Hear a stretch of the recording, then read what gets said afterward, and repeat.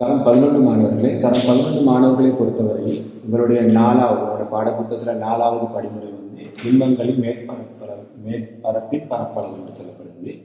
அந்த பரப்பளவு காண்ற பகுதிகளில் உருளையில பரப்பளவு நீங்கள் ஏற்கனவே தரம் 10 படிச்சிருப்பீங்க, அதனால நாங்கள் அது இந்த வருஷம் படிக்கிறது இல்லை. பதிலாக தரம் 11 பொறுத்தவரையில் இந்த 3 வகையான தலைப்புகளையும் நீங்கள் பரப்பளவுகளை படிக்க வேண்டி இருக்கின்றது. முதலாவது சதுர அடி கூம்பகத்தை நாங்கள் எடுத்துக்கொண்டால் இதுதான் சதுர அடி கூம்பகத்துல படம்.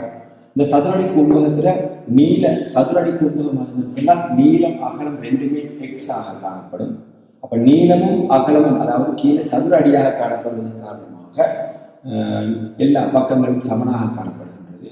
எனவே நீங்கள் இதுல பரப்பளவு காணும் பொழுது இதுல 2 வகையான வடிவங்கள் காணப்படுகின்றது. அதாவது கீழே காணப்படுறது சதுரம், அதே போல சைட்ல எப்படி 4 முக்கோணிகள் காணப்படுகிறது. அப்போ உங்களுக்கு தெரியும் முக்கோணிகள் பரப்பளவுக்கு சமன்பாடு அரைத்தர அடித்தர செங்குத்துயரம் என்பதால் தரப்படும்.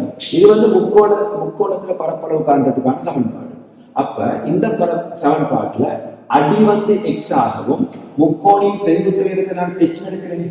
முக்கோணியின் செங்குத்துயரத்தை நான் எச் எடுத்து சொன்னால் அரைத்தர அடி வந்து எக்ஸ் செங்குத்துயரம் எச் என்பதால் தந்தால் பெருமானங்களை பிரதியிடுவதற்காக எங்களுக்கு முக்கோணிய பரப்பளவு காணலாம். அதுக்கு பிறகு அடியின் பரப்பளவு என்பது சதுரத்தின் பரப்பளவு எக்ஸ் தர எக்ஸ் வர்க்கம் வரும். எனவே அடியின் பரப்பளவையும் முக்கோணியின பரப்பளவு முக்கோணிய மாதிரி 4 முக்கோணிகள் காணப்படுகின்றன. எனவே ஒரு முக்கோணியின் பரப்பை கண்டு அதை 4ஆல பெருக்கணும்னா 4 முக்கோணிகளின் பரப்பளவுகள் கிடைக்கும். அப்ப அந்த 4 முக்கோணிகளோட பரப்பளவையும் கண்டு அடியின் பரப்பளவு சதுரமாக இருப்பதனால் அடியில பரப்பளவு தெரியும். எனவே 2ஐயும் கூட்டும் பொழுது இந்த பரப்பளவோட அடியின் பரப்பளவு எக்ஸ் வர்க்கம், எனவே அதையும் கூட்டும் பொழுது இந்த 2ஐயும் கூட்டினால் எங்களுக்கு சதுர அடி கூம்பகத்துல மொத்த மேற்றல் பரப்பளவு கிடைக்கும். இவ்வாறுதான் நாங்கள் சதுர அடி கூம்பகத்துல பரப்பளவை கணிக்கிறோம். அதே மாதிரி 2வது உருவம் நாங்கள் பார்த்தோம்னு சொன்னால் கூம்பு. இந்த கூம்பு எடுத்தோம்னு சொன்னால் கூம்பு என்பது சுருள் என்று சொல்லுவோமே அது. அப்ப அடி ஒரு வட்டமாக காணப்படும். எனவே அடியின் பரப்பளவு பை ஆர் வர்க்கம் என்பதால் தரப்படும். உங்களுக்கு தெரியும் அடி என்பது ஒரு வட்டம், ஆகவே வட்டத்தின் பரப்பளவு பை ஆர் வர்க்கம் என்பதால் தரப்படும். அதே போல இதுல கூம்புட சாய் உயரத்தை நாங்கள் எல்லுன்னு எடுக்க சொன்னாங்க.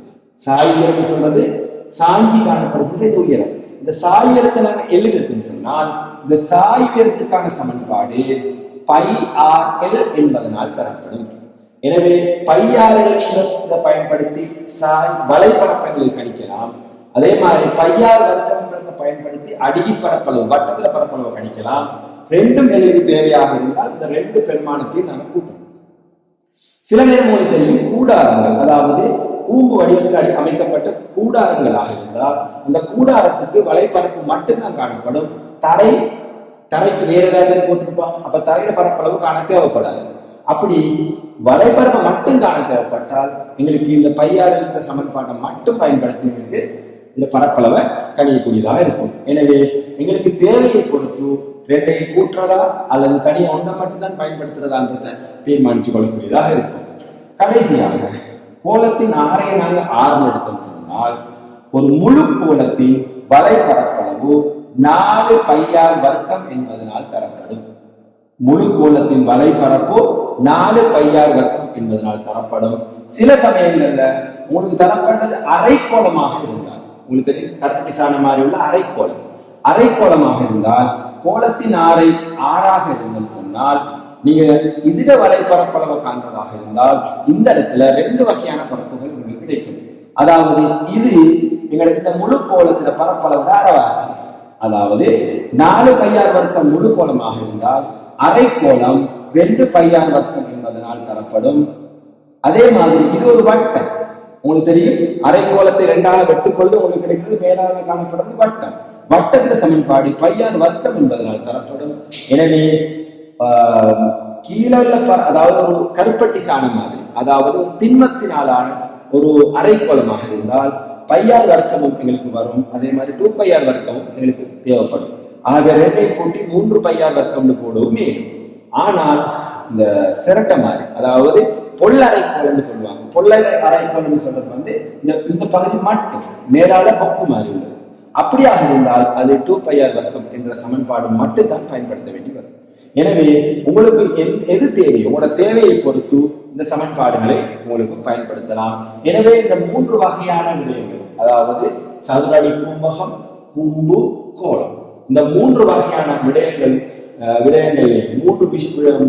மூன்றை பயன்படுத்தி அல்லது 3 சமன்பாடுகளை பயன்படுத்தி அந்த ஒவ்வொன்றையும் மேற்பரப்பளவுகளை கணிக்கிறதுக்கு உங்களுக்கு முடியும். இது சம்பந்தமான பயிற்சி தான் உங்களுக்கு இந்த பரப்பளவுன்ற பாடத்துல தரப்பட்டிருக்குது. எனவே உங்களுக்கு தெரியும், பை என்பது 22/7, R என்பது 6, அதே மாதிரி L என்பது சாய்வுயரம், அதே மாதிரி இந்த இடத்துல H என்பது முக்கோணியின் செங்குத்து உயரம். இப்படி பெருமானங்கள் உங்களுக்கு தரப்பட்டிருக்கும்.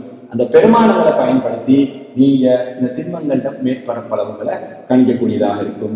இவ்வாறான பயிற்சி தான் உங்களுக்கு 4வது படிமுறையில உங்களுக்கு தரம் 11 புத்தகத்துல தரப்பட்டிருக்குது.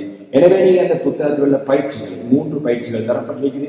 அந்த 3 பயிற்சிகளையும் நீங்கள் பூரணமாக செய்வதனூடாக இந்த பாடம் பற்றிய தெளிவான விளக்கத்தை உங்களுக்கு பெற்றுக்கொள்ளக்கூடியதாக இருக்கும் என்று எதிர்பார்க்கின்றேன். பயிற்சிகளை நீங்க கட்டாயம் செய்யுங்க. பயிற்சிகள் மிக முக்கியமானது. எனவே பயிற்சிகளை செய்வதனூடாக உங்களுக்கு பாடம் பற்றிய தெளிவான விளக்கத்தை பெற்றுக்கொள்ளக்கூடியதாக இருக்கும் என்று கூறி இந்த பாடத்திலிருந்து நான் விடைபெற்றுக் கொள்கின்றேன். இந்த வீடியோஸை நீங்க கட்டாயமாக சப்ஸ்கிரைப் பண்ணிக்கொள்ளுங்கள். சப்ஸ்கிரைப் பண்ணுவதனூடாக உங்களுக்கு தொடர்ந்தும் என்னுடைய எல்லா பாடங்கள் சம்பந்தமான வீடியோக்களை தொடர்ந்து நான் அப்லோட் பண்ணும் பொழுது உங்களுக்கு பெற்றுக்கொள்ளக்கூடியதாக இருக்கும் என்று கூறி கட்டாயம் இந்த பாடத்தை மீண்டும் ஒரு முறை பலமுறை அவதானிப்பதனூடாக இந்த பாடம் பற்றிய தெளிவான விளக்கத்தை உங்களுக்கு பெற்றுக்கொள்ளக்கூடியதாக இருக்கும் என்று கூறி இந்த பாடத்திலிருந்து விடைபெறுகின்றேன். அடுத்த பாடத்தில் உங்களை சந்திக்கின்றேன். நன்றி.